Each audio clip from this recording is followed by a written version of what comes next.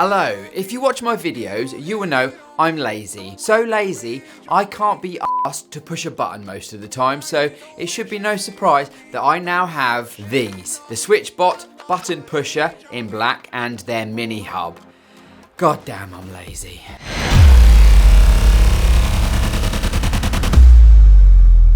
I made this video about the Switchbot pan and tilt camera back in November 2022, and in this video I expressed an interest in some of their other products but never really found myself having a need for them.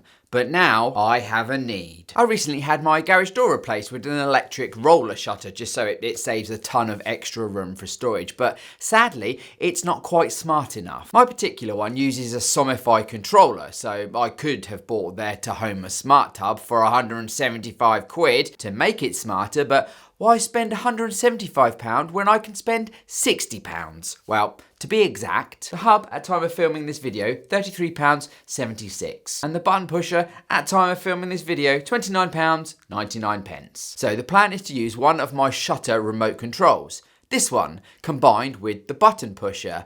This one to make my semi-smart shutter super smart. So the first thing to do is get in the boxes and see what we get. Let's start with the mini hub. We have a good length micro USB to type A cable for powering the device, no plug supplied. We then have the mini hub, which is super light, weighing just 42 grams and measuring 6.5 by 2 by 6.5 centimeters. We have some gumph, also known as a user manual, and next the button pusher in black, also available in white. We have a small user booklet gumph manual thing. The button pusher unit itself, which measures 4.25 by 3.65 by 2.4 centimeters and also weighs just 42 grams. We then have a little accessory pack with some hooks to be able to also turn off rocker switches and a spare sticky pad for securing the button pusher. So this is Switchbot Hub Mini, and you will need this in order to use the smarter features of the button pusher as well as most of their other products. But it's smarter than your average hub. Smarter than the average bear. It has an infrared blaster built in, so you can mimic the signals from a ton of different remote controls. So you can control your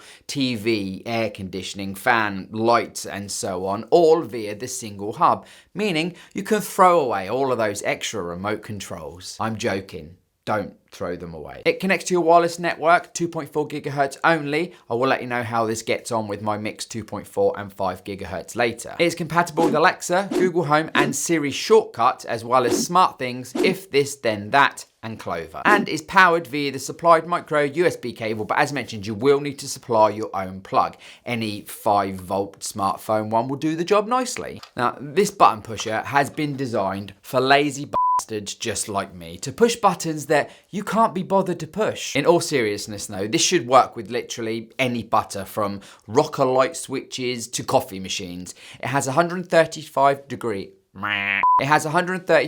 swing angle with a force strong enough to be able to support a bottle of Coca-Cola. Other brands are available. I was initially unsure if this would work for me, as I needed the options to be able to press as well as long press the button, but fear not, the button pusher has you covered, as it's able to do both, which are configured via the app. It can be used standalone without the hub via Bluetooth, but you would need to be in range of the unit, and without the hub you're also going to miss out on all the smarter aspects. But in my opinion, if you're going to go to the effort of getting your phone out to control the button pusher via Bluetooth, then just push the bastard button. I will be using mine via the mini hub, so it can be controlled by the aforementioned smart home assistants with my voice and via the app on my phone from anywhere. Using the hub also allows you to add the button pusher into automated routines and schedules to turn your unsmart kettle on in the morning, or maybe turn your ceiling lights off at night, for example. This product really is only bound by your imagination. The possibilities are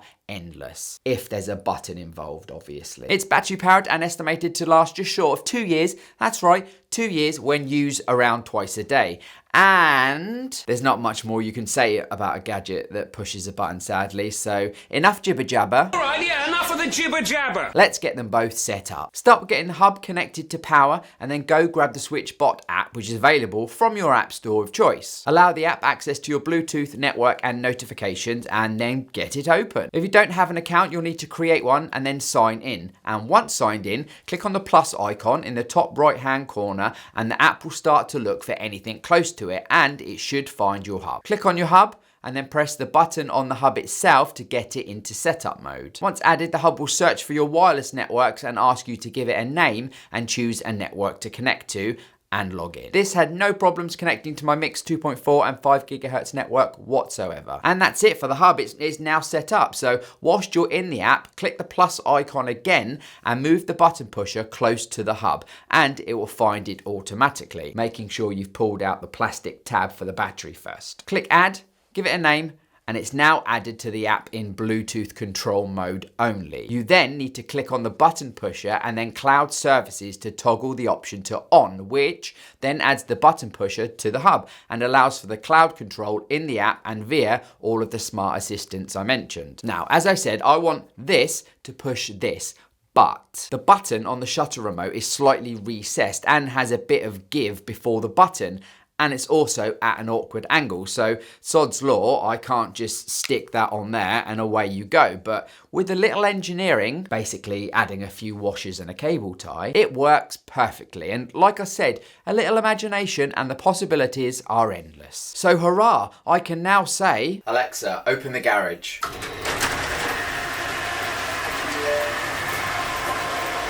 And you're probably thinking, apart from being lazy, why would I want to be able to do this? Well, if a delivery comes when I'm not home, I can ask them to pop it in the garage for me, rather than leaving it on my doorstep in full view of everyone, which it seems since COVID, every single delivery driver now does. What's that all about? The press, switch and custom mode in the app, combined with the little accessory hooks, allows you to configure the button pusher for all potential scenarios. Yes, like I said, as long as it involves a button. The app experience is a simple one, it's easy to use and in my opinion, a little bland, but I personally don't see this as a negative because it makes it easy and quick to use and thus opens usage to a much bigger demographic and not just the geeks of the world. As you have seen for yourself, the setup was quick and easy and literally it just works. It does exactly what it says on the tin. It does exactly what it says on the tin. A slight negative from my point of view is if you were looking to use this on a light switch, for example, whilst it is perfect for that exact reason and technically amazing, I personally think sticking this to a light switch would just look ugly. I would look at replacing the light switch with a smart one or using smart bulbs rather than having this stuck on the wall, as those items are comparative in terms of cost now, but that's just my personal preference. As clever as this is, it's not a complicated product. So if Switchbot got this wrong, then they would have had some serious problems, but they haven't. They've done another great job with taking a boring, monotonous task and making it smart. In the interest of transparency, I will say I'm not stupid enough to rely on a button pusher for security, especially when it's used at an entrance to my house. So I've also added a UV contact sensor to the shutter so I can see the status of it, and also as another layer of security, I've added a UV 2C cam inside the garage. So now I can actually see with my own eyes what the shutter is doing. So there you have it, a look at the Switchbot mini hub and button pusher. If you have any questions about these or anything else for that matter, then please do let me know down below. And whilst you're down there, That's what she said. please do consider liking the video, even if you didn't, subscribing if you aren't already, and hitting the bell to get notified when I upload new videos, because it helps me get sent more free stuff to play with. So yeah, thank you. And thank you for watching. Goodbye, internet. Throw this shade on me, like they all hate on me. Don't bring that rage on me. Why they throwing shade on me, like they ashamed on me? I thought what